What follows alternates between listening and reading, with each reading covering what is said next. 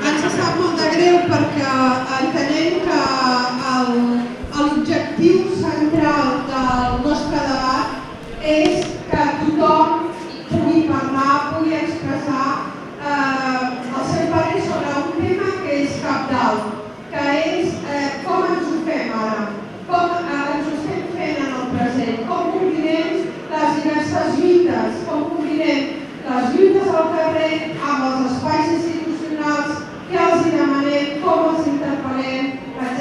Per tant, per nosaltres aquest és un debat nuclear. Intentaré ser molt breu per poder donar lloc a que hi hagi després, efectivament, aquesta qüestió. Per tant, fonamentalment, explicaré els aspectes més concrets i més tècnics. En primer lloc, a la vostra carpeta hem de tenir un full en el qual teniu el guió d'aquest debat. Aquí tenim dos nivells, que són els que jo apuntava abans. Per una banda, les lluites del carrer cap al carrer, quins vincles, quines xarxes, quines complicitats es creen des del propi carrer, entre els moviments, entre les organitzacions polítiques, entre uns i altres, i un segon bloc que és entre carrer i institucions, carrer, parlament, carrer, ajuntaments, quins són els canals, quines serien les formes, les fórmules per compartir debats, per compartir, per amplificar les lluites que s'estan donant, per compartir també informació, què és el que estem demanant i quin és el paper que han de jugar les persones que estan a les institucions. Aquest és el guió general. Ara bé, també hi ha una altra qüestió que hem d'afegir ara ja a partir del que han treballat els grups sectorials aquest matí. I ara el que faré seré donar-vos 12 idees clau que han sortit dels debats del matí i que d'alguna manera s'haurien d'incorporar ja al debat que farem aquesta tarda. En primer lloc, també en els materials teníeu un glosari. Les persones que vam preparar aquest debat d'ara vam considerar que hi havia un petit glosari de termes que era important que tinguéssim com a punt de partida. Estava en els documents i a cada un dels grups, dels subgrups que farem i dels que us parlaré a continuació, el moderador o moderadora tindrà aquest glosari i començarà la sessió explicant-vos quins són aquests termes per intentar partir ja d'un cert consens en aquests termes bàsics. Un d'aquests termes farà referència al concepte de ciutadania i a la idea de que totes les persones han de tenir la consideració de ciutadanes d'entrada. Un tema que a vegades és controvertit, en tot cas us pertoca a vosaltres matisar-los. Un altre dels temes d'aquest matí parlava de l'espai públic.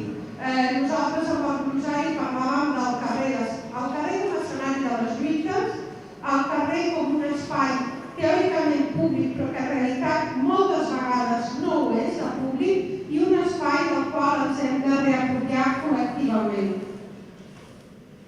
El control democràtic de les institucions, però aquí ja no estem parlant només d'aquelles institucions de caire polític o del Parlament, dels municipis, sinó també dels espais laborals, educatius, de les presons, etc. De la responsabilitat i confluència entre els usuaris i usuàries dels serveis i les treballadores a tots els sectors. El grup de joves plantejava la necessitat d'un nou sindicalisme que no faci dels treballadors i treballadores el seu eix, sinó que també reconegui com a subjecte les joves precàries.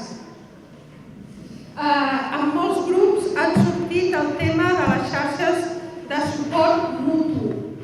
Amb altres grups també s'ha plantejat una qüestió important respecte de la insubmissió i la desobediència referida, per exemple, a l'àmbit econòmic, a l'àmbit energètic, però que es podria extrapolar a més àmbits i s'ha plantejat una idea interessant que podreu considerar, que és la idea d'establir xarxes de municipis insubmisos, una mena de zones alliberades en el territori, espais de contrapoder. Impulsar trobades sectorials, com la que fem avui, però sectorials, temàtiques i més àmplies. És a dir, quan es parla, per exemple, de l'habitatge, parlar de les lluites entorn de l'habitatge, però també parlar de les alternatives que es poden construir, per exemple, des de l'economia social, i així en cadascun dels diversos sectors.